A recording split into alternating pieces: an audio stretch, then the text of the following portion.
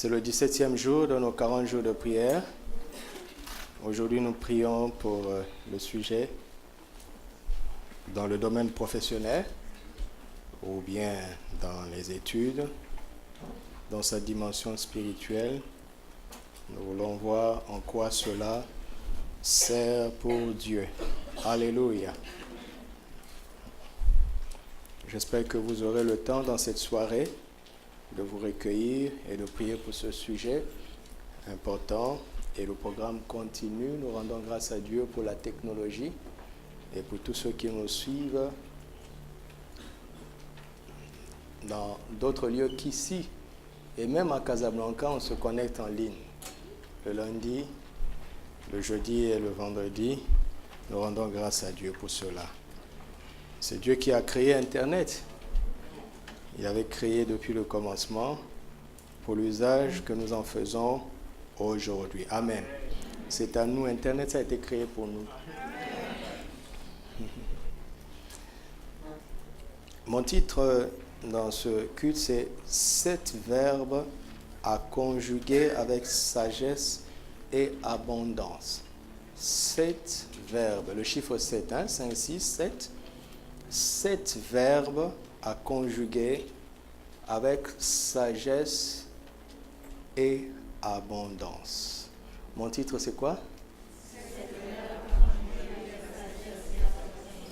Que sont ces verbes? Noter, recevoir, produire, honorer, épargner, investir, consommer et partager. Ça fait 7. Recevoir, produire, honorer, épargner, investir, consommer et partager. Recevoir, produire, honorer, épargner, investir, consommer et partager. En fait, il s'agit de recevoir de Dieu et d'honorer Dieu et de consommer pour soi et de partager avec les autres. Alléluia. Alors, dans quel ordre? On commence par quoi dans la vie? On commence par quoi? Par recevoir. Donc, d'une part, je vais donner le sens spirituel de ces verbes dans la sagesse de Dieu que nous devons apprendre à conjuguer, c'est-à-dire à pratiquer. Les disciples s'approchaient et lui dirent: pourquoi leur parles-tu en parabole? Oui, ils ne se mettent pas dans le lot, n'est-ce pas? Ils savent que le Seigneur ne leur parle pas en parabole à eux. La sagesse de Dieu est comme une parabole pour les gens qui ne sont pas dans le royaume.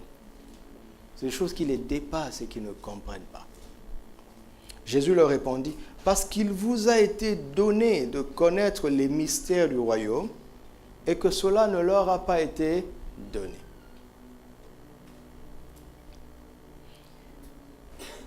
Quand Dieu n'a pas donné de connaître ces mystères, peu importe ce qu'on peut te dire sur ces vérités, ça sera comme un livre scellé, un langage codé.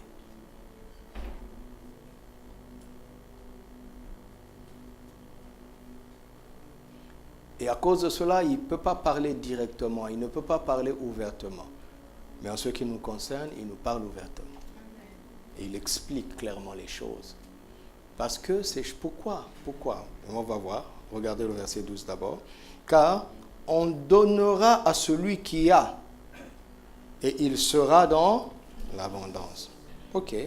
Donc si j'ai, on me donnera et j'aurai plus. Et je serai dans l'abondance. Mais à celui qui n'a pas, on ôtera quoi? Comment ça? Je n'ai pas? Vous voulez ôter quoi? Mais on va ôter ce que tu as. Autrement dit, on va ôter ce que tu as parce que tu en ignorais l'existence. Tout le monde a reçu quelque chose.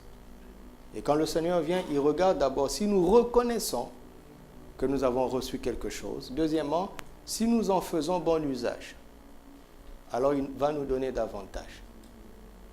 Mais si nous ignorons ce que nous avons, ou si nous n'en faisons pas bon usage, il va enlever.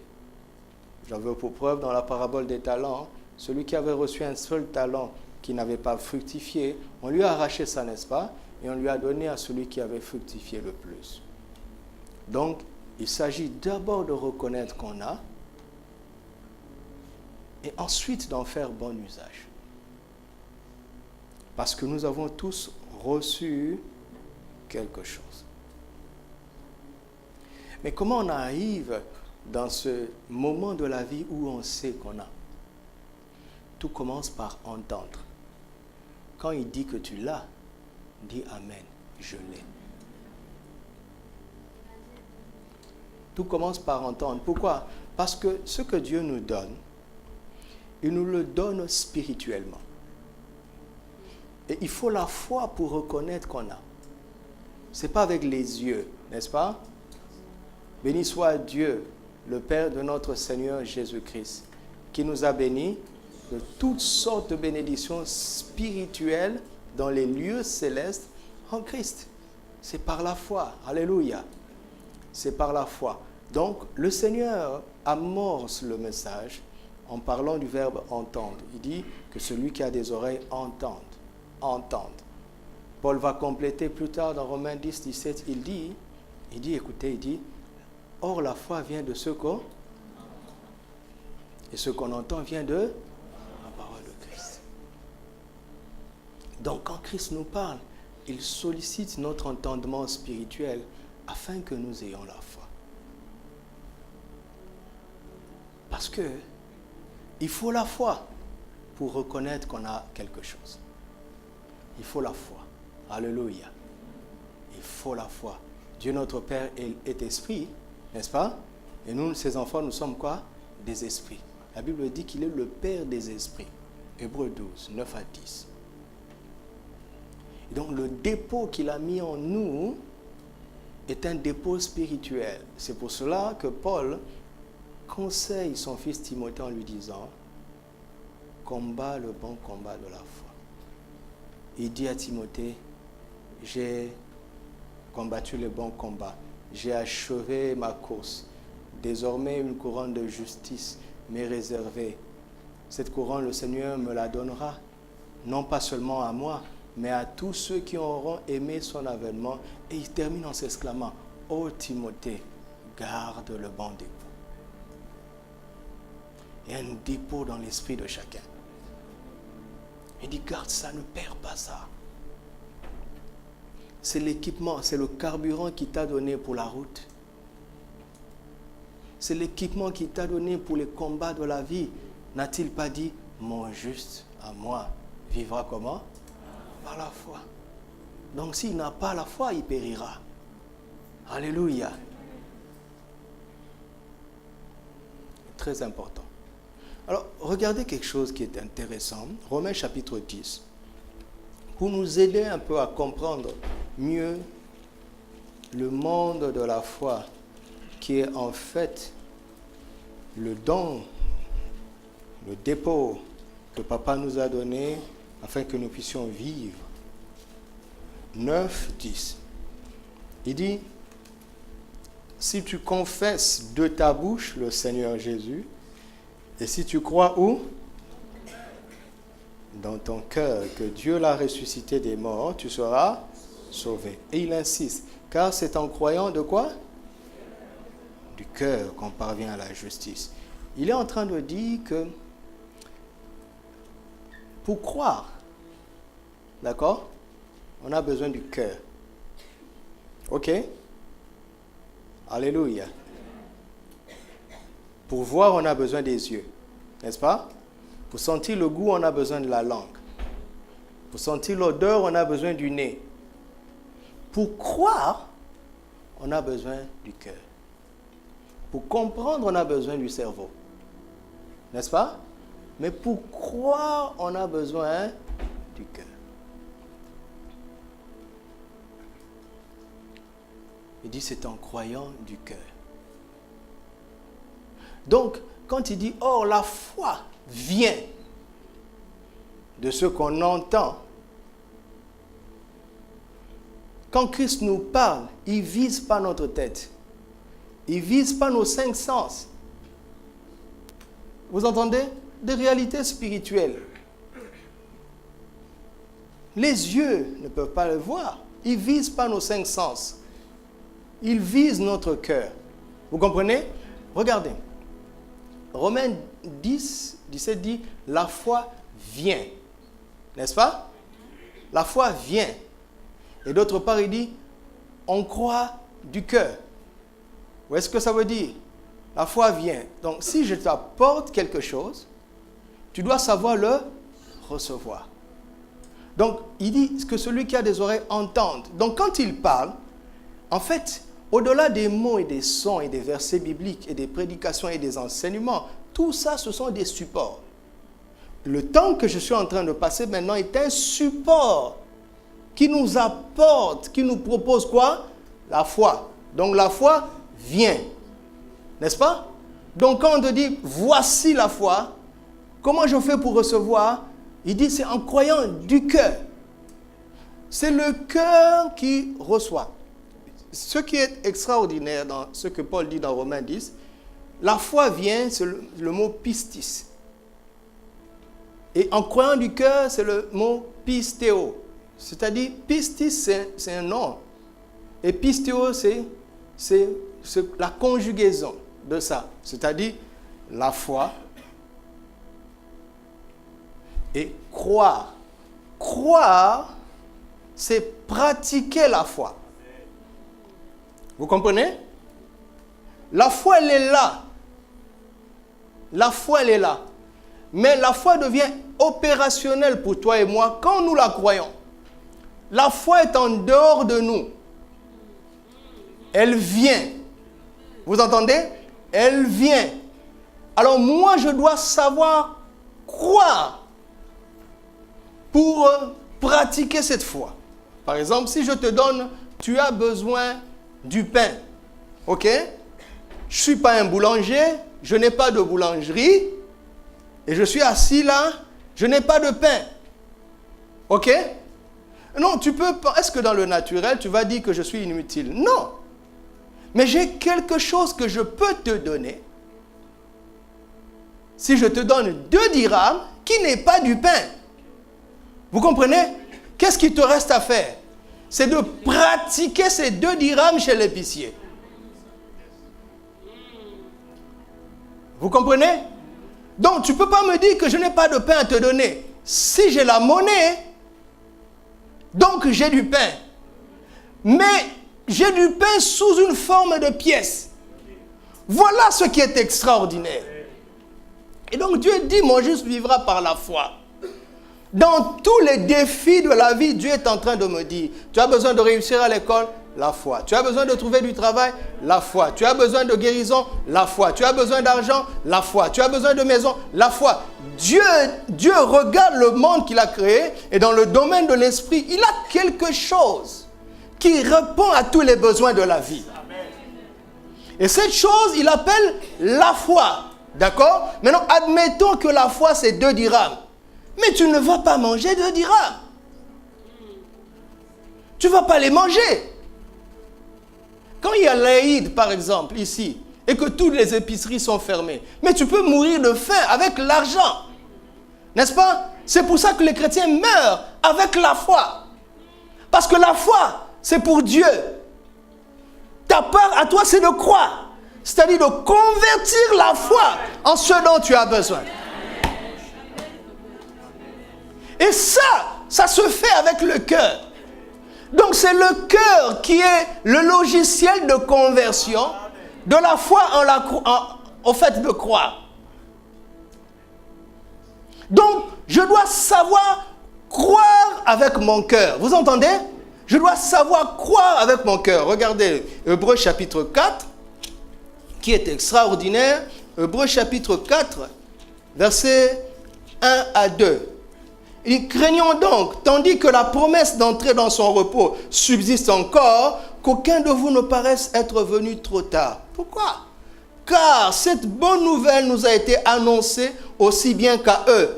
Mais la parole qui leur fut annoncée ne leur servit de rien. Pourquoi? Parce qu'elle ne trouva pas de la foi chez ceux qui l'entendirent. Donc la foi vient, elle ne trouve pas une réponse de foi chez ceux qui l'entendirent. Vous comprenez la cohérence? Jésus dit que celui qui a des oreilles entende. Il dit maintenant tu as entendu. Tu dois percevoir derrière le son le cadeau de la foi. Ce n'est pas la coquille qui compte, c'est l'intérieur de l'œuf. Le message est comme la coquille. L'intérieur, c'est ça l'œuf, c'est ça qu'on mange. Maintenant, l'expression ici, c'est qu'elle ne trouva pas la foi en eux, peut dire deux choses. Premièrement, quand on reçoit la parole comme la parole d'un homme, et on la juge avec notre intellect, folie. Deuxièmement, on sait que c'est la parole d'un homme. On sait que ce que Dieu dit, il peut le faire. Mais Dieu dit, mais là où moi je suis là, j'ai pas de besoin. Je l'envoie pour toi. Alors, quand j'ouvre mon cœur, la parole qui m'a amené la foi m'aidera à croire. La parole elle-même, elle me montrera comment croire. Alors j'étais là, je dis, Seigneur, aide-moi un peu plus. Il m'a dit, tu connais, un autre passage te vient à l'esprit. Et quand il me parlait comme ça, c'est venu à mon esprit. Il m'a dit, c'est lequel? Il m'a dit, dis-le à haute voix. Donc je l'ai dit, Matthieu 4, 4. D'accord? L'homme ne vivra pas de pain seulement. Il m'a dit, arrête-toi d'abord. Arrête-toi. J'ai dit, ok. Alors, il a commencé à m'expliquer. Écoute, tu as faim. On t'emmène du pain. Ça ne change rien. Qu'est-ce que tu dois faire? Tu dois ouvrir ta bouche, mâcher le pain, l'avaler et le digérer. J'ai dit oui. Alors il me dit continue. Mais de toute parole qui sort de la bouche de Dieu, il a dit d'accord. Tu sais, quand moi j'ouvre ma bouche, toi tu dois ouvrir ton cœur, mâcher ma foi. Et quand tu la digères, c'est ce qu'on appelle croire. Amen. On mâche le pain avec la bouche, on mâche la parole de Dieu avec le cœur.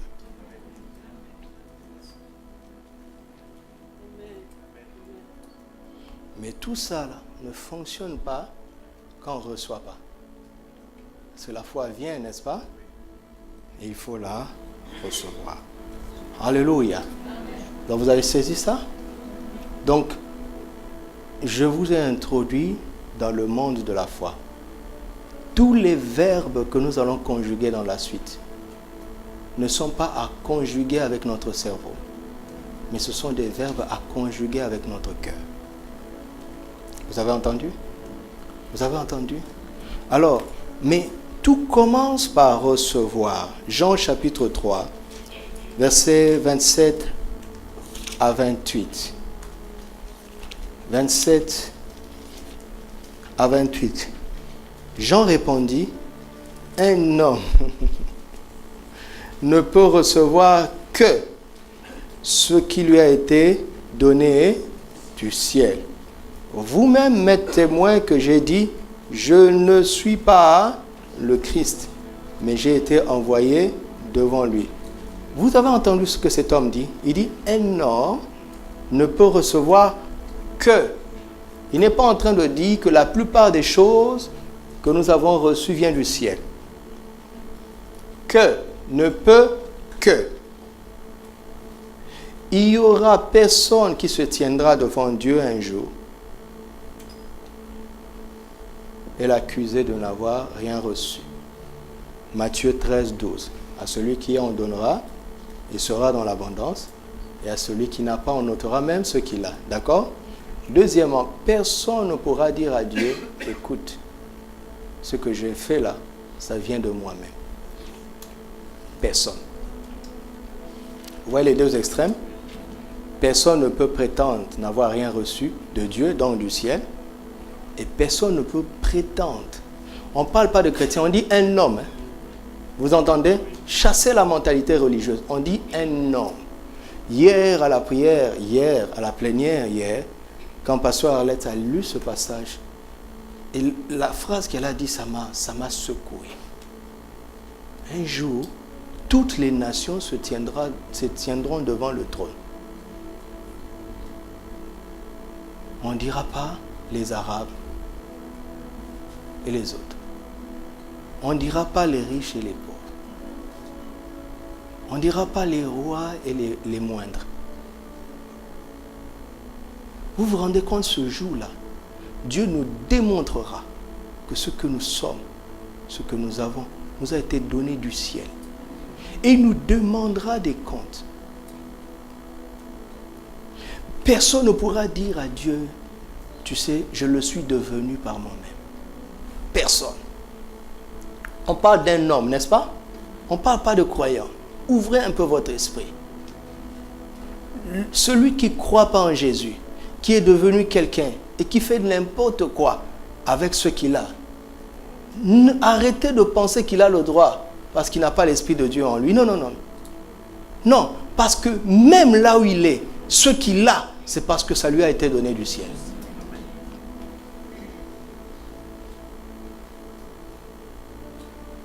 Et vous savez, tous les hommes sentent ça. Quand ils sont près de la mort, ils commencent à multiplier les œuvres caritatives. Ils sentent quelque part. Quelqu'un les a mis là. Ils le sentent. Ils le sentent. Si tu es fils du roi, mais imagine si tu étais né dans une autre famille. Tout change. Où étais-tu pour choisir la famille dans laquelle tu allais naître? Où étais-tu? Ça ne vient pas de toi, n'est-ce pas?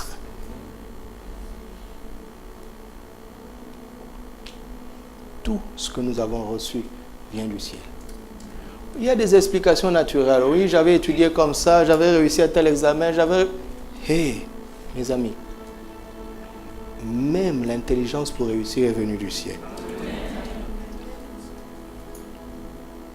Oui, il ne s'agit pas de la vie chrétienne ou pas, comme je le disais au premier. Mais la vie chrétienne commence quand? Quand l'homme réalise qu'il y a un Dieu et qu'il voit sa limite. Il ne sait pas comment se connecter avec lui. C'est là où la vie chrétienne commence. Mais Dieu parle à tous les hommes. Sans la Bible, sans l'Église, Dieu parle. Vous savez ça, non? Il parle à travers la nature. Dieu est concerné par tous les hommes. Dans leur conscience, ils savent. La vie chrétienne commence quand on reconnaît ses limites et qu'on crie à Dieu. Parce que tant que tu n'as pas encore abdiqué à ce point, si Dieu te dit que le seul chemin c'est Jésus, tu vas bouder. Tu vas dire oui, mais il y a notre religion, il y a notre ceci, il y a nos ancêtres disent ça. Non, non, non, non. Dieu attend que chacun essaye le chemin qu'il pense être le bon. Et qu'il voit que ça ne marche pas. Tu vois, quand quelqu'un a tout essayé et qu'il a reconnu les limites, il est prêt maintenant à écouter ce que tu vas lui dire. Parce que le chemin de Dieu est tellement simple que l'intelligence humaine peut discuter avec. Mais si tu arrives à un point où tu as tout essayé et tu as déjà vu que ça ne marche pas, tu es prêt à accepter même un chemin simple. Et Dieu te dit, crois seulement, tu seras sauvé. Ah bon? Partout où je suis passé, on m'a dit de faire ceci, de faire tel sacrifice. Toi, tu me dis de croire seulement? Et c'est seulement ça? Je dis oui, regarde. Si tu as un enfant d'1 année, 2 ans, vous savez quand les enfants commencent à marcher, il veut devenir utile. Il veut que tu lui envoies pour t'emmener un verre d'eau. Tu sais, ouais, tant qu'ils ont encore 2 ans. Parce qu'à partir de 12 ans, tu m'envoies trop. Regarde, si tu es plein d'amour pour ton enfant, tu vas lui demander d'aller soulever un fût de 100 kilos? Tu vas lui demander ça? Non. Tu vas lui demander la petite chose qu'il peut porter. Et Dieu sait que dans ton cœur, tu peux croire. Il sait ça. Parce que ton cœur a été conçu pour mâcher la parole que tu entends venant de lui. Il sait ça. Vous m'entendez? Mon ami, peut-être que tu n'as pas encore reçu Christ aujourd'hui. Sache que ce que tu es, ce que tu as, tu l'as reçu du ciel. Dis, un homme ne peut que recevoir. Il n'y a personne qui ait quelque chose qui ne vienne pas du ciel. Vous voyez la générosité de Dieu? Il donne même aux gens qui se moquent de lui.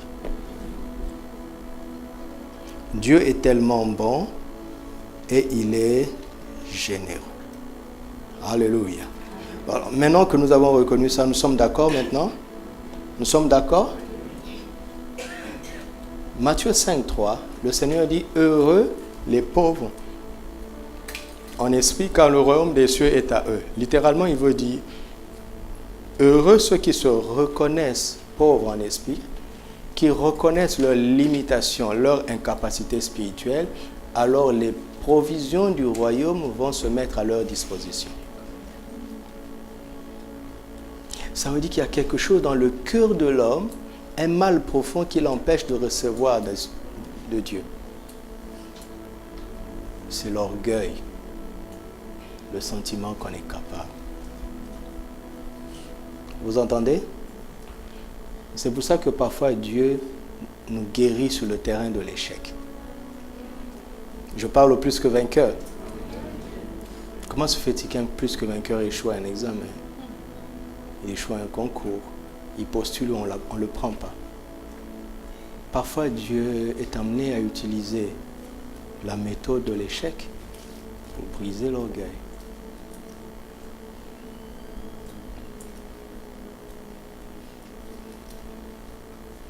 Ce qui fait que l'on ne reçoit pas de Dieu, c'est l'orgueil.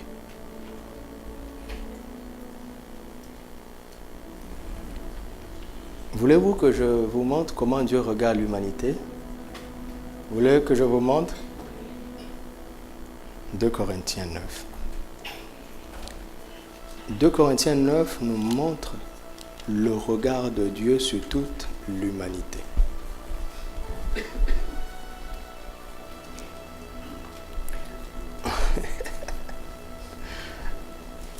Oui. Verset 9. 2 Corinthiens 9, 9. C'est facile à retenir. 2 Corinthiens 9, 9. Selon qu'il est écrit, il fait des largesses. Il a fait des largesses. Il a donné aux indigents. Sa justice subsiste à toujours, à jamais. Arrêtons-nous là. Il fait des largesses, c'est-à-dire qu'il donne largement. Ok? À qui? Aux indigents. Un indigent, c'est qui? Hein? C'est comme un mendiant. Hein? C'est quelqu'un qui est extrêmement pauvre. Ok? D'accord? Alors, tout de suite, quelqu'un dit, oh, c'est pas moi. Moi, je ne suis pas dans la rue. La journée de compassion, ce sera pour les autres. Je dis oui. Alors, toi, tu fais ça aux indigents. Et nous, alors? Il me dit, continue la lecture. Celui qui fournit la semence et du pain pour... Vous avez quelqu'un qui a de la nourriture. Il dit, ah, tu es béni, hein? Tu as mangé, comment tu as fait? Mais j'ai pu avoir du pain. Comment tu as pu avoir du pain? Ah, mais j'ai récolté. Comment tu as récolté? Parce que j'avais semé. D'où te vient la semence?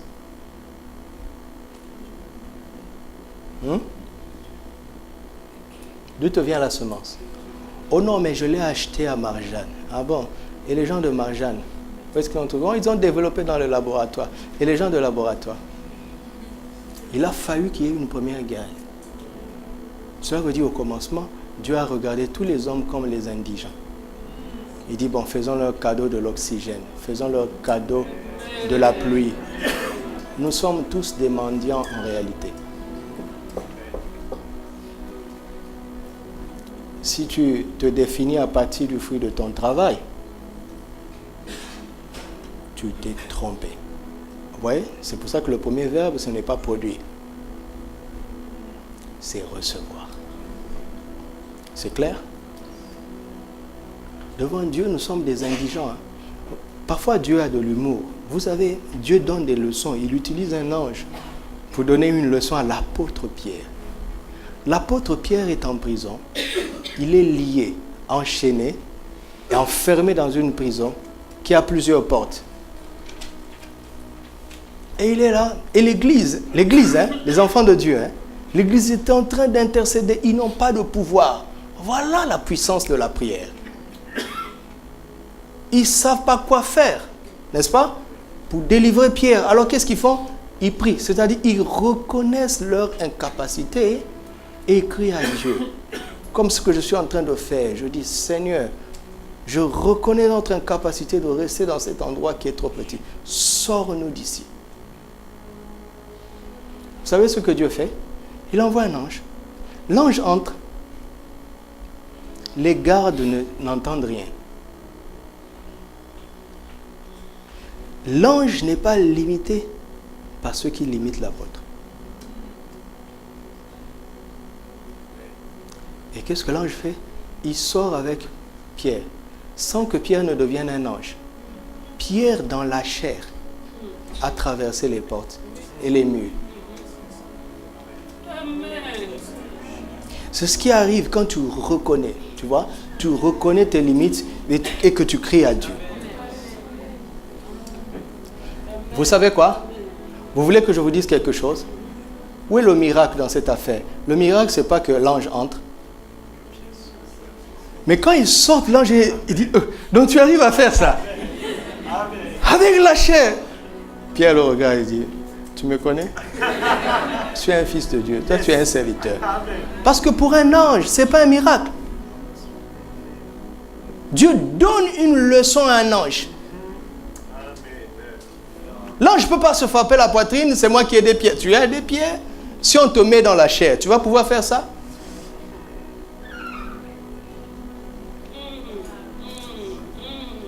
Reconnaissons nos limites devant Dieu. D'accord? Recevoir est capital pour commencer cette démarche. Et savoir que ce que nous avons, nous le recevons du Seigneur. Merci. 1 Chronique 29, 14. Regardez ça. J'aime ce passage. J'aime ce passage. 1 Chronique 29, verset 14.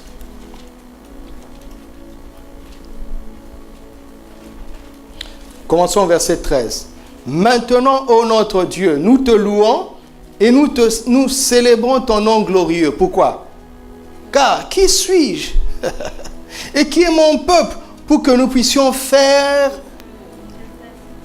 faire volontairement ces offrandes? Tout vient de toi et nous recevons de ta main ce que nous t'offrons. Si tu comprends que ce que tu as vient de lui, s'il te dit donne tout, est-ce que tu vas raisonner? Amen. Hein? Amen. Voilà la révélation de cet homme. 1 Corinthiens 4, verset 7.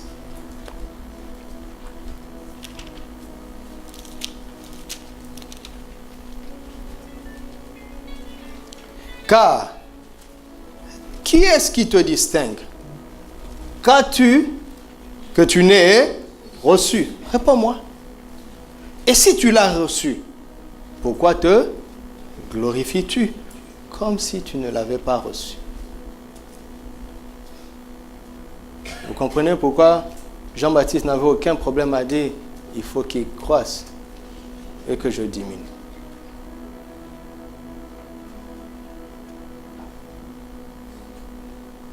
Si je suis assis ici aujourd'hui devant vous, c'est parce que je l'ai reçu du Seigneur. Si je puis vous parler comme je le fais aujourd'hui, c'est parce que je l'ai reçu du Seigneur.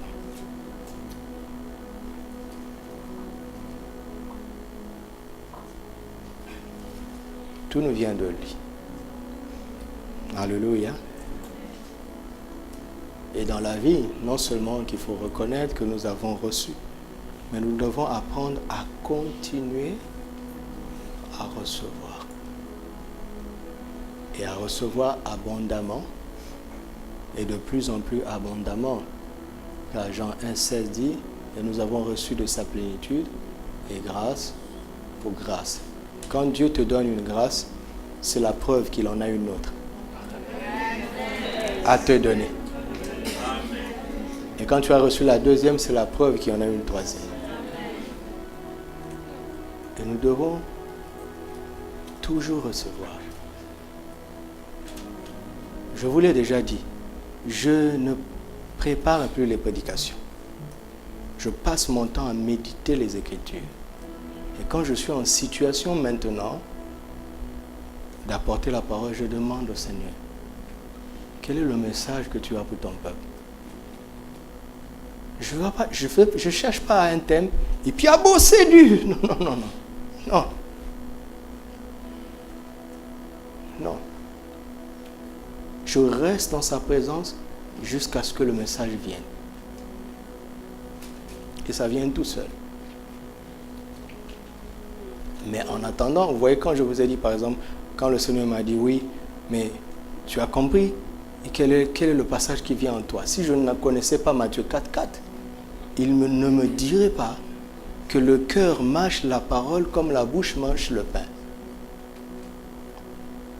Donc je m'entraîne en vivant avec les Écritures constamment. Je réfléchis à la Bible constamment. Quand je regarde les infos, je fais des connexions. Tout ce que je vois, je fais des connexions avec des versets bibliques. Je fais constamment des connexions avec la Bible. Constamment. Je m'exerce constamment avec les Écritures.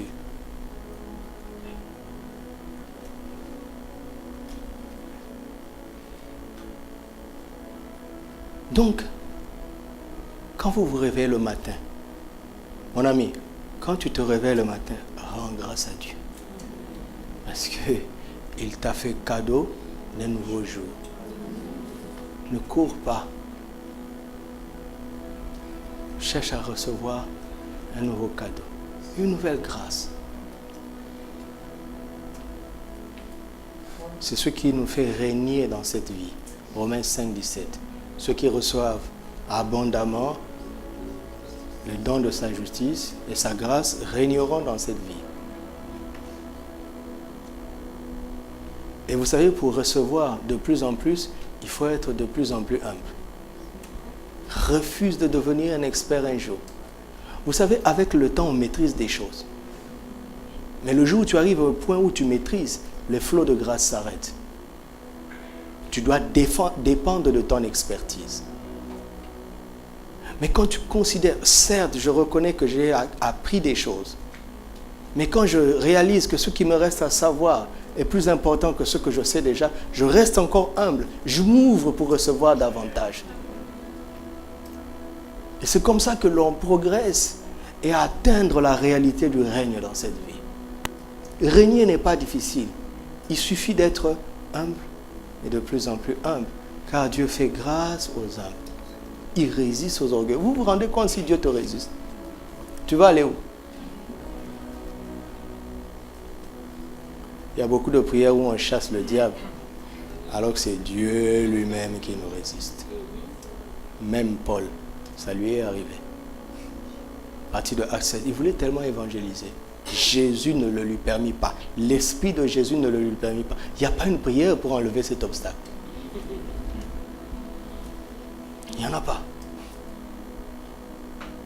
Pourquoi? Paul commençait à devenir expert.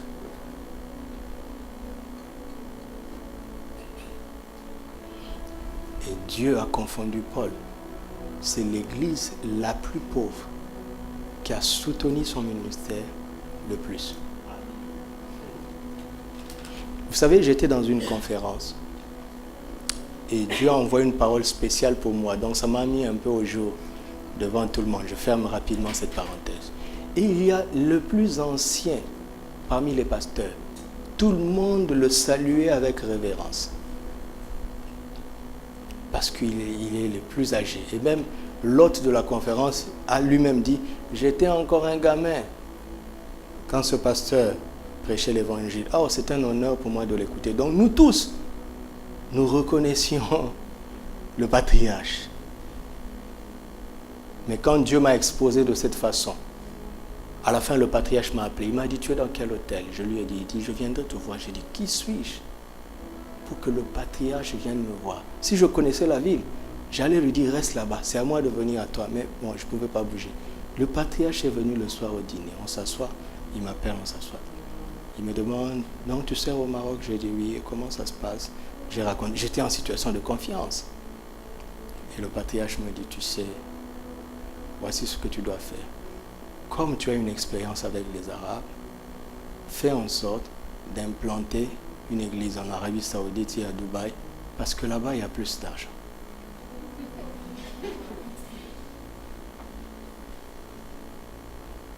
J'ai pas besoin, vous êtes là. Vous avez compris? Là, le patriarche a raisonné à la manière des hommes.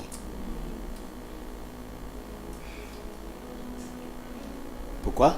Son expérience. Il me dit, j'ai mis du temps à comprendre la place déterminante de l'argent dans le ministère. Là maintenant, en réunion, on m'avait parlé par l'esprit. Et là, en coulisses, on me parlait par la tête.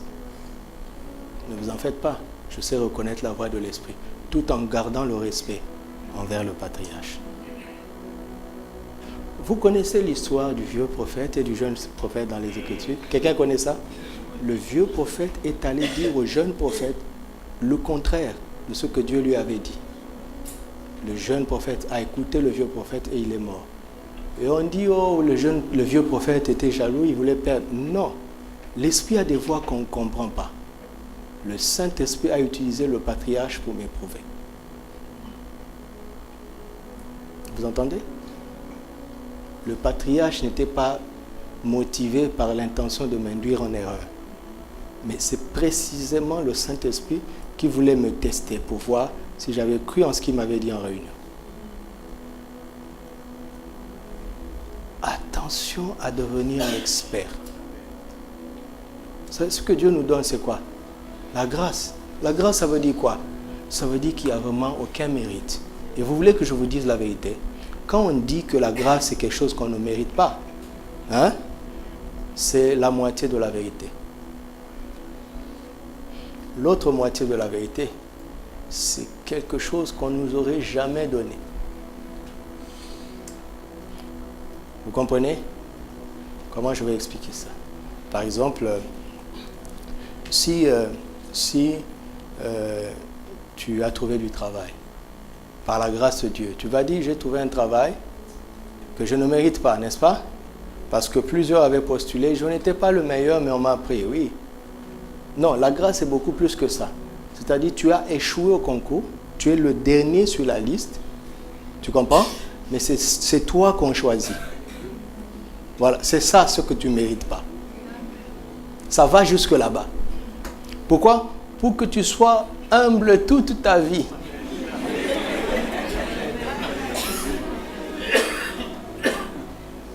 Tu comprends? Il en est ainsi afin que personne ne se glorifie.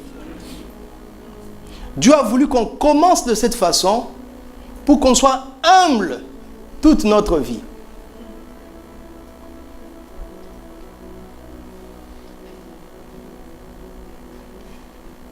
Recevoir. Vous avez vu, j'ai mis du temps là, parce que c'est la base. Le deuxième verbe, c'est le verbe produire.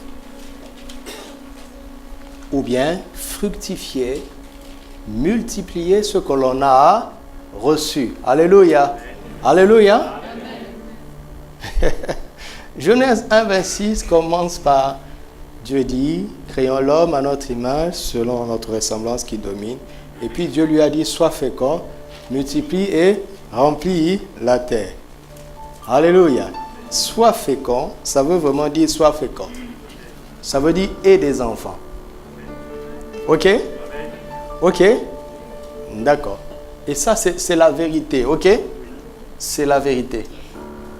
Par contre, quand je réfléchis,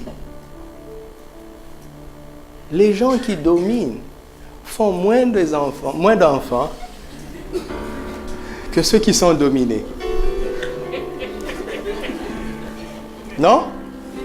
Je veux vous parler de tonton Shérif. Tonton Shérif, c'était un monsieur qui travaillait chez mon père. Il était l'homme de maison. Je n'aime pas utiliser cette expression, ce qu'on appelle communément le domestique. Quand mon père était au sommet de sa fonction, l'entreprise lui a donné des gens. Il y avait un chauffeur, il y avait beaucoup de gens. Tonton Shérif était un peu comme le majordome de la maison. À cette époque, tonton Shérif avait déjà 10 enfants. Écoutez-moi, je connaissais le salaire de tonton Shérif. Le salaire de tonton Shérif était inférieur à mon argent de poche. Mais malgré ça, il avait 10 enfants. Il avait moins que mon argent de poche par mois. Et son but, c'était d'en avoir 12, comme Jacob. Et je suis sûr que tonton Shérif a dépassé 12. Parce que quand il avait 10 enfants, il n'avait pas encore 40 ans. Qu'est-ce qu'il est fécond.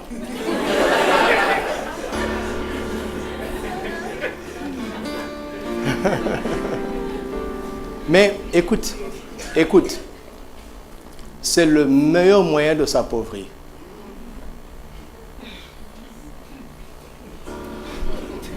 Et de faire des enfants pauvres.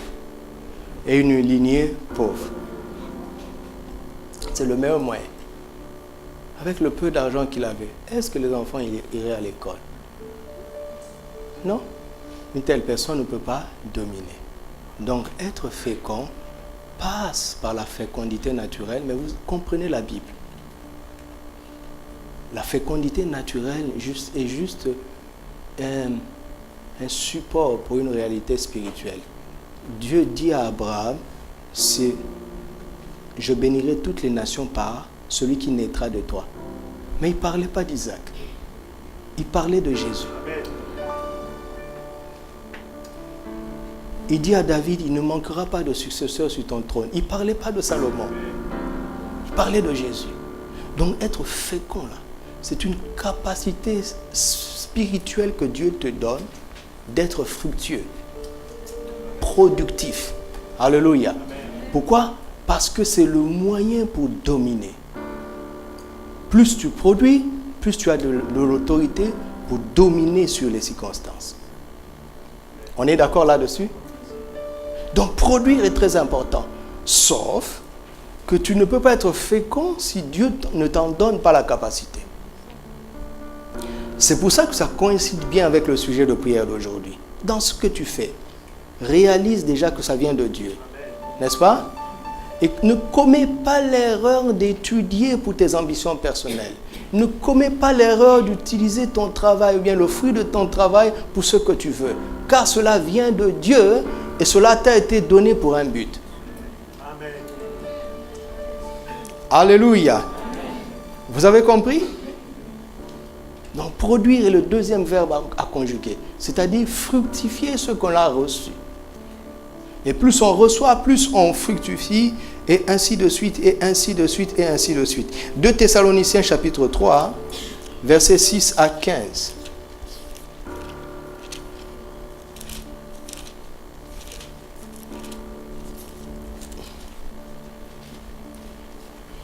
Nous vous recommandons, frères, au nom de notre Seigneur Jésus-Christ, de vous éloigner de qui? De tout frère qui vit dans l'impureté? Non, dans le désordre. Lequel? Et non selon les instructions que vous avez reçues de nous. Vous savez vous-même comment il faut nous imiter, car nous n'avons pas vécu parmi vous dans le désordre. Quel désordre il s'agit? Nous n'avons mangé gratuitement le pain de personne, mais dans le travail et dans la peine, nous avons été nuit et jour à l'œuvre pour n'être à charge à aucun de vous. Ce n'est pas que nous n'en eussions pas le droit, mais nous avons voulu vous donner en nous-mêmes un modèle à imiter. Car lorsque nous étions chez vous, nous vous disions expressément, si quelqu'un ne peut pas travailler, qu'il ne mange pas non plus. Et nous apprenons cependant qu'il y en a parmi vous quelques-uns qui vivent dans le désordre, qui ne travaillent pas, mais qui s'occupent des futilités.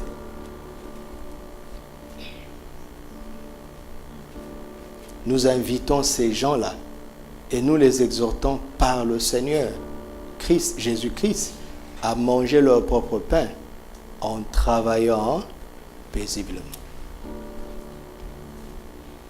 Alléluia. Le même Christ était un charpentier. Alléluia. Mais ce que je dis n'est pas juste. Vous savez que Christ n'était pas un charpentier. Ah, vous suivez bien le Torah. Christ n'était pas un charpentier. Quand je préparais le Torah ce jour-là, quand la parole est venue en moi, j'ai failli sauter dans le bureau, j'étais là-bas. Christ, on l'appelle le charpentier et on continue le fils du charpentier. Qu'est-ce que ça veut dire le charpentier? Supposons Jésus. Vous savez qu'il y avait beaucoup de jeunes qui s'appelaient Jésus, Josh. Donc quand tu vas à Nazareth, tu dis, je cherche Joshua, on dit lequel? On te dit un charpentier, mais il y a plusieurs Joshua. Non, on dit le charpentier.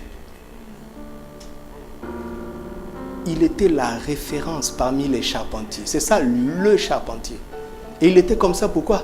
Parce que son papa était le charpentier. Oui, c'était un petit boulot, parce que la Bible nous montre que Joseph était de condition modeste. Mais fais de ton mieux dans ce que tu fais. Si c'est le balayage, sois le balayeur.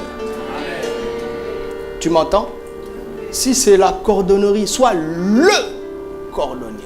Utilise l'esprit que tu as en toi pour être excellent. Alléluia. Pour laisser un vide quand tu n'es pas là. Un enfant de Dieu doit vivre comme ça. Quand il n'est pas là, on sent un trou béant. Amen. Le charpentier.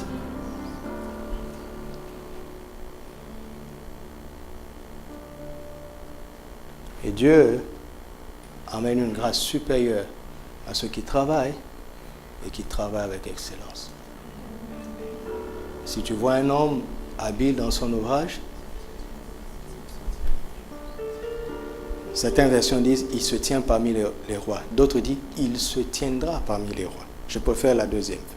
Elle dit, quand tu vois quelqu'un être excellent dans ce qu'il fait, on vous promet, revenez dans quelques années, il sera parmi l'élite. Donc quand tu es négligent, tu es en train de tuer ta promotion. Alléluia. Donc produire est très important. Donc ça c'est le deuxième verbe, n'est-ce pas? À partir d'ici, quel est le prochain verbe que nous devons utiliser? Le prochain verbe, c'est le verbe honorer. Honorer Dieu. Je vais aller vite ici. Honorer Dieu, c'est la chose qu'on doit faire immédiatement après avoir produit. Amen. Vous entendez? Immédiatement. Ce n'est pas consommer. Ce n'est pas partager. Ce n'est pas épargner. Ce n'est pas investir, mais c'est quoi? Honorer Dieu. Honorer Dieu doit être un réflexe quand tu reçois ton salaire. Un réflexe quand tu reçois la bourse. Un réflexe. C'est la chose à faire avant de commencer à raisonner, avant de commencer à calculer, à organiser tes finances. Immédiatement, c'est le troisième verbe. Quand ton salaire tombe, automatiquement, enlève la dîme. La dîme n'est pas à toi. Alléluia. Si ton salaire est de 10 000, le ciel dit que ton salaire est de 9 000. Vous comprenez? Quand le ciel veut bénir ta part, le ciel ne regarde pas 10 000. Le ciel regarde 9 000. Et si tu ne donnes pas la dîme, Dieu n'est pas méchant, Dieu n'est pas rancunier. Dieu ne dit pas qu'il ne va pas te bénir. Sauf que ce serait illégal pour Dieu de te protéger contre celui qui dévore. En fait, Dieu voudrait nous protéger, mais ce serait illégal Le diable lui dirait, hors jeu, hors jeu. Là, tu ne respectes pas les règles. Tu avais dit dans Malachie 3, pour vous, je menacerai celui qui dévore. Sur la base de quoi? De la fidélité dans la dîme. Amen. C'est la chose à faire immédiatement quand tu reçois quelque chose. Mon ami, ou le 10e, il ne faut même pas que ça soit dans ta tête. Tu comprends? Il n'y a pas beaucoup d'amen.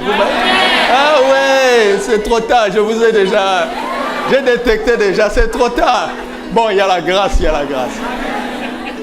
Écoute, quand on te demande quel est ton salaire, arrête de confesser la totalité.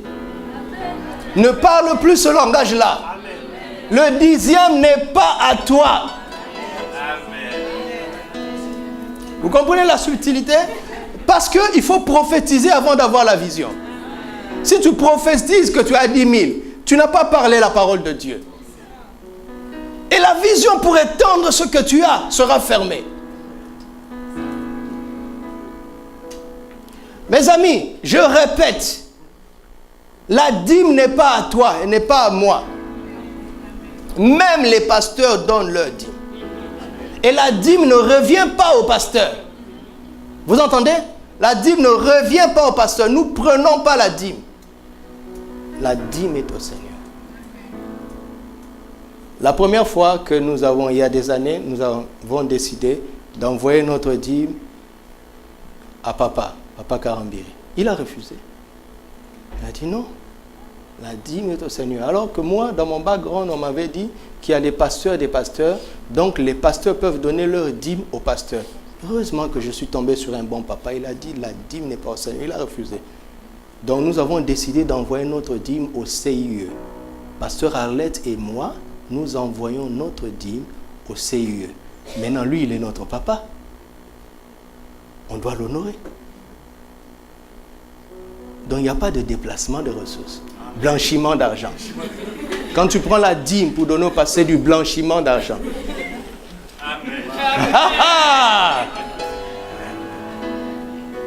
Et c'est là où il nous observait. Alors, la prochaine fois que nous sommes allés, nous avons présenté 2 enveloppes. On est inquiet. Dîme. Et on dit ça c'est pour toi. Il a précisé, c'est la dîme. On dit non papa, la dîme c'est ça. Il a ri, il a dit c'est bien.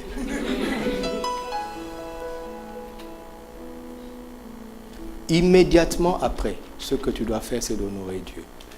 Prémisse, dîme. C'est là où ça chauffe. Offrande. Ah oui, ça chauffe.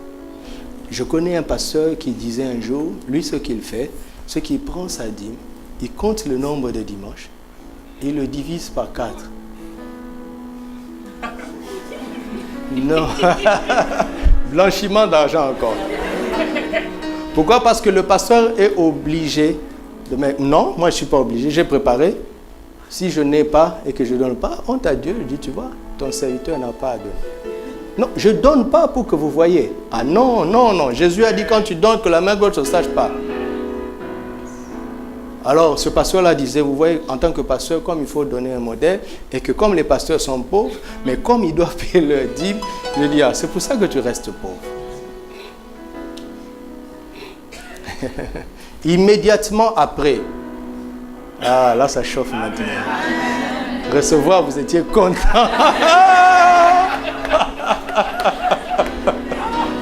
Écoute, réflexe. Quand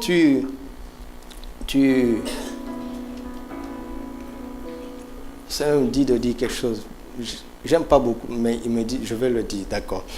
Quand tu reçois ton argent, la dîme n'est pas à toi. Ça, c'est déjà réglé.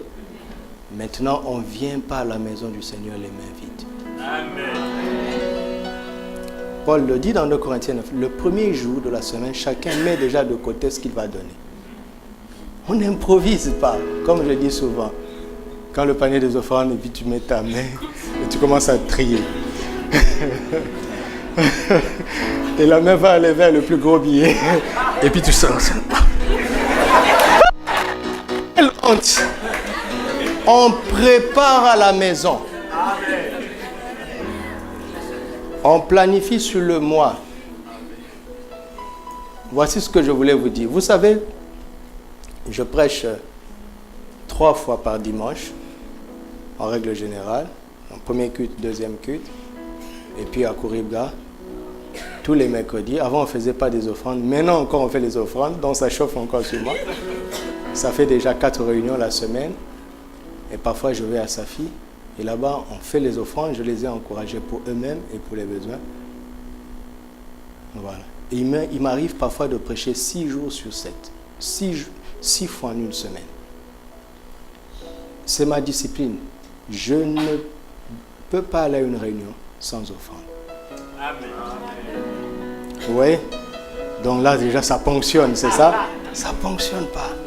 Et un jour, j'étais dans une conférence et un collègue, un pasteur, un apôtre, une femme, pendant les offrandes, vous savez, nous les francophones, non? On prend comme ça, personne ne sait. J'ai vu la dame ouvrir son portefeuille et prendre son billet. Premier réflexe, elle fait ça. Et puis quand le panier arrive, elle fait ça. Donc tous les collègues ont vu ce qu'elle a mis. Et quand elle s'est levée pour prêcher, elle dit, elle, quand elle arrive quelque part dans un pays, elle demande quel est le plus gros billet. Et c'est son alliance qu'elle a fait avec Dieu. Elle ne donnera jamais moins que le plus gros billet du pays. Amen. Ça veut dire combien ici, au Maroc?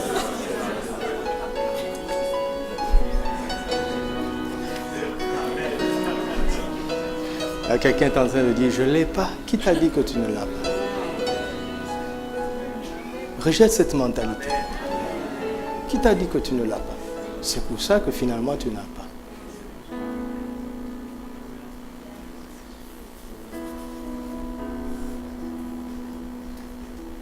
Donc immédiatement après avoir produit dîme, et tu organises tes offrandes. Amen. Premier poste sur le budget. Après ça, qu'est-ce qu'on fait? On regarde maintenant à nos besoins. Il y a un autre langage qu'il faut arrêter d'utiliser, les charges. Vous entendez? Même en tant qu'entreprise, ne dis pas mes charges. Tes charges? Ok, porte-les. Porte-les. Vous comprenez? C'est pour ça qu'on ferme le courant des visions. Parce qu'on ne prophétise pas. On ne parle pas comme Dieu. Des charges. Il a dit, venez à moi, vous tous qui êtes fatigués et chargés. Dieu ne voit pas un seul enfant porter de ses charges. Il n'a pas prévu ça. Dit, ce sont des grâces. La grâce de payer les études des enfants. La grâce de payer les lois. C'est comme ça qu'il faut parler. Ce sont des grâces, mes amis. Ce sont des grâces. Pouvoir payer les études, mais c'est une grâce. Pouvoir payer le loyer, mais c'est une grâce. Pouvoir payer les factures, mais c'est une grâce. Tu comprends? Change de langage. Bon, si tu travailles dans une entreprise et qu'il parle, à chaque fois qu'il parle comme ça, tu lis son nom de Jésus. Tu parles doucement en toi, hein, et écoute, laisse-les comme ça. Doucement en toi, tu dis, je ne me reconnais pas dans ça. Regarde, est-ce que c'est normal qu'un chef d'entreprise, quand il compte ton salaire, il appelle ça une charge? C'est faux. C'est faux. Tu n'es pas une charge. Tu es une aubaine. Tu rapportes plus que ce qu'on te donne et il va dire que tu es une charge. Mais c'est faux. Menteur. Menteur. Non, tu n'es pas une charge. Tu ne dois être une charge nulle part. Tu es une bénédiction là où tu es. Tu n'es pas un problème, tu es une solution. Oh!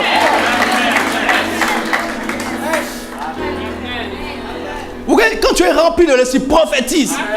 Écoute, la prophétie, elle est déjà là. N'attends pas des frissons. Prends la parole de Dieu, mets-la dans ta bouche et prophétise. Le vieux charismatisme, c'est dépassé. Nous sommes dans la pluie de l'arrière-saison.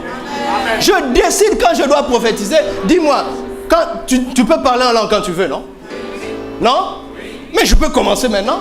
Je peux commencer aussi à prophétiser. Et quand je coule dans le flot de la prophétie, je ne manquerai pas de vision.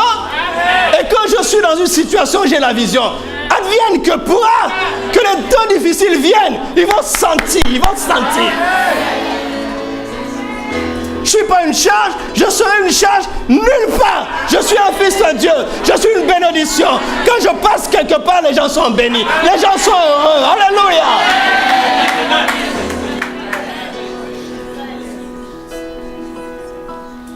Un jour, je discutais avec mon père, vous n'allez pas lui dire.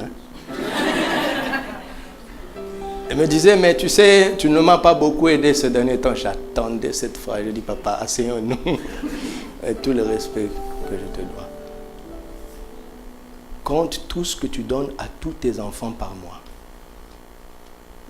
Moi aussi, je suis ton enfant. J'ai aussi droit. Parce qu'il a construit des maisons. Il a mis des locataires. Dans l'expression du pays, chaque enfant a une porte, sauf moi. Je dis, papa, je te donne chaque mois l'argent que tu ne me donnes pas. Vous avez compris? Vous avez compris? Moi aussi, je suis ton enfant. J'aurais pu choisir aussi d'être irresponsable comme les autres, parce que ceux à qui ils donnent, certains sont plus âgés que moi. Et aussi bon qu'il est mon père, vous savez, papa tel qu'il est là, mon papa là que vous voyez. Si j'appelle aujourd'hui, je dis, papa, j'ai besoin de ceci. Il peut même s'endetter. Il est tellement bon. Il est tellement bon. Mais je lui fais faire des économies dans sa bonté excessive. Donc je lui donne. Mais après, il faut donner. Je vais en parler. Attendez, je vais en parler. Alléluia. Donc, dîme, offrande. Il y a autre chose que nous devons apprendre à pratiquer. C'est de dire à Dieu ce qu'on aimerait donner. Mais qu'on n'a pas. Il a dit que c'est lui qui donne la semence au semeur, non? Mais prends-le au mot.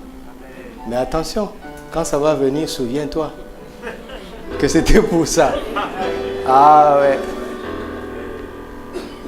J'ai écouté une prédication et puis un pasteur a dit qu'il a donné $1 million à une levée d'enfants de l'église. J'ai dit comment il a fait. Et dès qu'il a dit $1 million, ça fait ting-ting. Alors j'ai redoublé d'attention. Je n'écoutais plus la prédication, je voulais comprendre comment il a fait. Et à un moment donné, il a glissé la phrase. Il était en réunion, une parole est sortie. Jusqu'en avril, c'était en décembre. Jusqu'en avril, le Seigneur va ouvrir le ciel de manière spéciale. Et sous cette onction, il dit à Dieu que lui, il veut donner $1 million. Alors que lui-même, son salaire, il n'avait pas grand-chose. Et il dit, après quelques mois, il y a eu un retournement de situation et il a eu le million. Et il explique qu'en fait, maintenant c'est un millionnaire. Mais il est entré dans le cercle des millionnaires en provoquant Dieu, en désirant avoir $1 million pour lui. Vous comprenez? Donc ça, c'est des dimensions dans lesquelles on doit entrer, mais je n'en parlerai pas aujourd'hui. Mais c'est juste une parenthèse. Alléluia. Donc nous devons, la dîme, ça, on ne raisonne pas avec ça, hein, c'est 10%, ok? Le 10e, d'accord? Le 10e, ok? Ok? Maintenant les offrandes, on est libre. Ça dépend de notre foi. Et il faut toujours envisager de donner toujours plus d'offrandes, c'est-à-dire d'augmenter sa foi pour donner plus, parce que la dîme, elle est statique. Ça reste le 10e, la proportion ne bouge pas. D'accord? Par exemple, quand quelqu'un décide de donner 50% au Seigneur, Dieu est intelligent. Dieu compte la dîme plus 40% de ses revenus comme offrande. Écoute, ce n'est pas cohérent de dire que ma dîme, c'est 50%. C'est comme si tu es en train de dire, mon 10e, c'est 1/2. Ce n'est pas intelligent.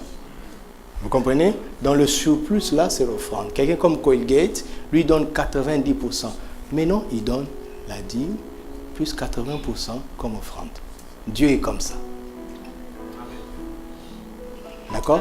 Il ne change pas les lois de manière à ce que ça l'arrange. Non, non, il n'a pas besoin. C'est pour nous. Vous avez compris? Donc, si nous pensons dans la dynamique de recevoir de plus en plus abondamment, qu'est-ce que nous devons faire? Voilà, c'est dans les deux sens. Alléluia. C'est important. Donc ça, c'était le troisième verbe, honorer Dieu. Alors, quand on dépasse le verbe honorer, tout ce que je veux dire, je le laisse à votre choix. Mais l'ordre des 3 premiers versets, j'en suis absolument convaincu. Recevoir d'abord, produire et honorer, je suis absolument convaincu de cet ordre. Maintenant, ce qui va rester comme ordre que je veux, ce sont des propositions. J'ai mis ensemble épargner et investir. On commence par épargner, on commence par investir, je veux vous dire mon choix. Et puis j'ai mis partager et consommer. On commence par quoi? On commence par partager ou bien par consommer? Bien sûr que vous avez dit consommer. Non? Non? Ben oui, ne faites pas les soi-disant bons chrétiens. Mais il y a des versets qui le disent, où Dieu nous donne la permission. Il nous donne abondamment pour que nous en jouissions. Et après, pour que nous en ayons suffisamment pour partager aux autres. Ça veut dire que Dieu, quand il te donne, il pense d'abord à toi. Il pense à ton bien-être, à ton confort. Vous voyez, Dieu est comme ça. Donc tu as le droit de consommer avant de partager. Mais il y a d'autres versets où Dieu fait l'inverse. Pourquoi? Pour que nous marchions par l'Esprit. Et que ce ne soit pas figé. Parfois ma femme me dit, tu sais, parfois il est difficile de te suivre. Parce que je change. Mais quand tu es conduit par l'Esprit, tu n'es pas figé. Tu n'es pas figé. Même moi-même, je subis ça. Seigneur, vous comprenez? Dieu veut nous protéger des traditions. Et de la routine. Ok? Alors, donc moi, j'ai choisi ce que moi je dis. Dans verbe 4 et verbe 5, j'ai noté épargner pour investir. Les deux verbes. Donc moi j'ai choisi d'épargner d'abord en vue d'investir. Pourquoi? Ne faites pas d'épargne sans un projet. Amen. Proverbe 11, 24, le Seigneur nous dit, celui qui épargne à l'excès s'approvit. C'est étrange. Si tu épargnes beaucoup, tu as de l'argent qui vont rapporter de l'intérêt. Non, il dit s'approvit. Pourquoi? Parce que l'intention cachée derrière, c'est la peur de manquer. Donc tu n'es plus dans la foi. Et quand les temps difficiles vont venir, même si tu as accumulé beaucoup d'argent, tu ne sauras pas répondre. Parce que le problème est d'abord spirituel. Donc nous n'épargnons pas parce que nous avons peur du lendemain. Amen. Donc si jusque-là tu as encore peur du lendemain, alors je te conseille de faire comme moi. N'épargne pas. Partage. Mets-toi toi-même en insécurité pour apprendre la foi. Et je parle. Pour casser ça, pour casser cet élan-là en toi. Amen. Mais d'autres ont du mal à épargner parce qu'ils consomment trop. Ils n'ont pas de limite.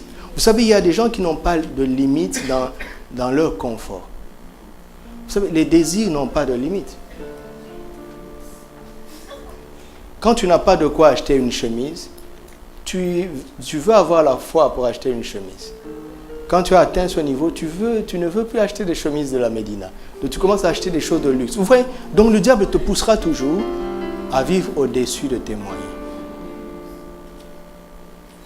Et les gens comme ça, ils n'épargnent pas. Et parfois, ils vont jusqu'à s'endetter. Ils prennent des crédits pour des choses dont ils n'ont pas besoin. Donc chacun doit trouver d'abord son problème. Est-ce la peur qui me fait épargner? La grâce de Dieu ne t'accompagnera pas. Est-ce le manque de sagesse qui fait que je n'épargne pas? Je ne maîtrise pas mes dépenses. Il y a d'autres même qui partagent dans le désordre. L'argent des yaourts des enfants, après le culte, il donne à quelqu'un, soit disant qu'il a la foi. Écoute, vous devez savoir, il ne faut pas imposer ton niveau de foi aux autres. Amen. Si tu choisis de manquer parce que tu crois en Dieu, attends que ta femme et tes enfants aient ce niveau-là. En attendant, préserve ce qui leur revient. Amen. Et dans ce qui te revient à toi, prends des risques comme tu veux, parce que ta foi est à un autre niveau. Et ça met des problèmes à la maison. Vous voyez, la femme, elle dit, c'était là que j'aurais dit. Et puis elle dit, mais tu n'as pas de foi, tu n'as pas de... Non, c'est pas qu'il n'a pas de foi. On avait déjà prévu que ça, c'est pour ça. Jésus a dit, les pauvres, vous en aurez toujours. Donc quand quelqu'un se présente à toi pour un besoin, ça ne veut pas forcément dire que tu dois d'abord donner. Si Dieu est en train de le discipliner, ne lui donne pas des raccourcis. Ça, vous aimez ça, comme ça. Le pasteur avait dit, hein. Mais Jacques, en même temps, nous dit, quand quelqu'un est dans le besoin, tu lui dis, va, que Dieu te bénisse. Ça, c'est pas bien. Vous comprenez? Il faut toujours regarder ton cœur. Quelles sont les motivations dans ton cœur? D'accord? Toute personne doit apprendre à épargner. Mais la meilleure manière d'épargner, c'est d'avoir un projet. Épargner pour. Épargner pour. L'épargne, c'est ce que tu préserves dans le présent. Dimanche prochain, je vais faire un message que sur l'épargne. J'ai découvert 10 facettes de l'épargne dans la Bible. 12 facettes. Donc ça, c'est le dimanche prochain. C'est pour ça que je vais vite ici. Mais je dois le dire. Regarde, l'épargne, c'est ta victoire sur l'avenir dans le présent. C'est ta victoire. C'est un geste où tu confesses ta victoire.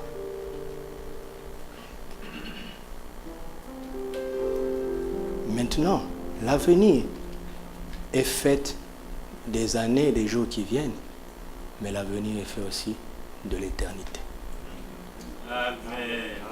C'est là où tu épargnes pour tes projets matériels et des projets spirituels. Ah, vous comprenez? Donc tu épargnes pour investir pour des projets matériels.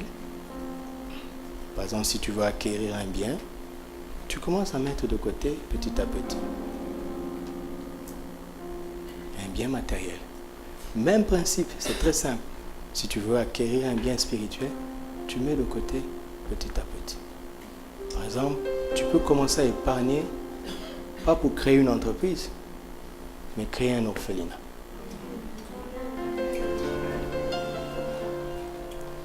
Parce que ta récompense sera éternelle. Alléluia. Donc je passe vite là-dessus. Donc dans les 40 jours de prière, il y a des jours où on va réfléchir, on va prier sur les projets.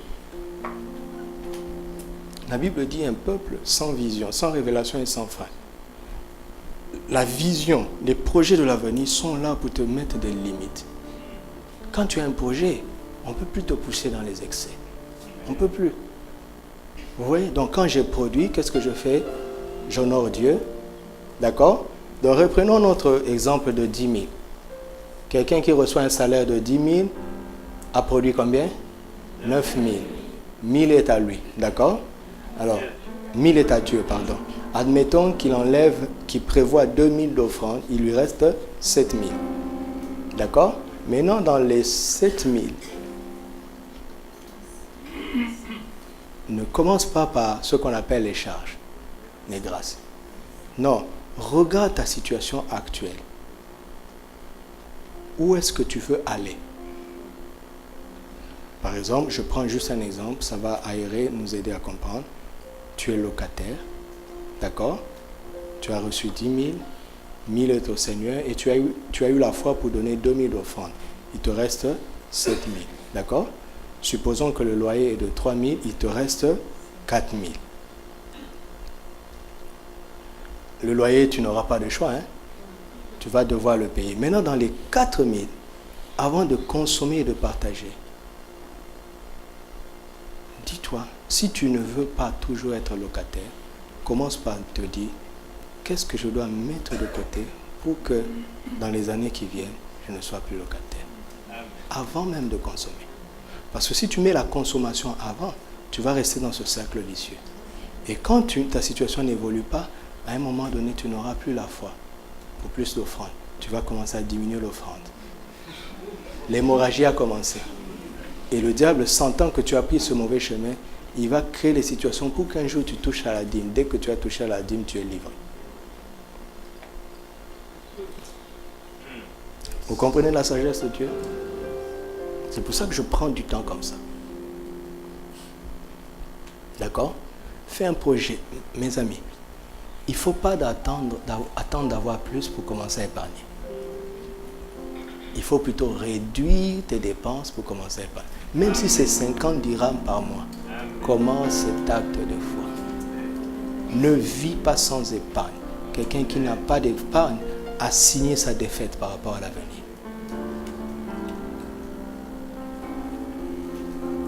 Mais je ne parle pas de faire des épargnes excessives.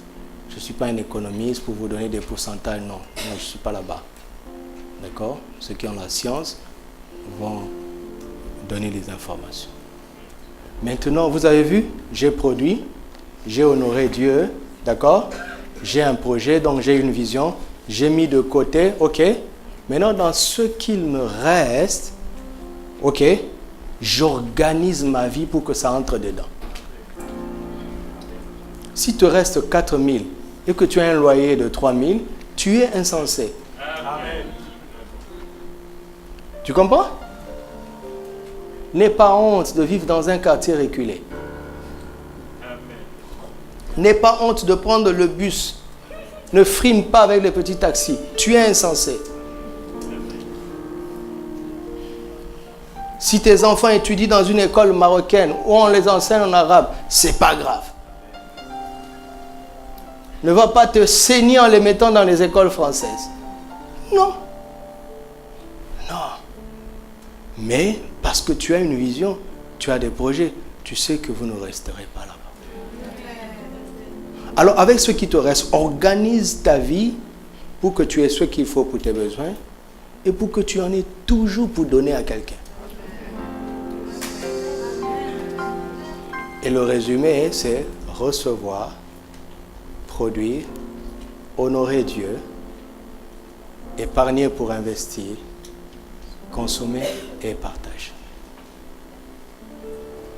Si tu commences à vivre comme ça, dans 10 ans, on se retrouvera en première classe de la vie. Comment? Par la sagesse de Dieu. Tout simplement. Rendons grâce à Dieu. Alléluia. Alléluia. Au commencement, il n'en était pas ainsi. Et Dieu nous a donné sa parole pour que nous revenions au commencement.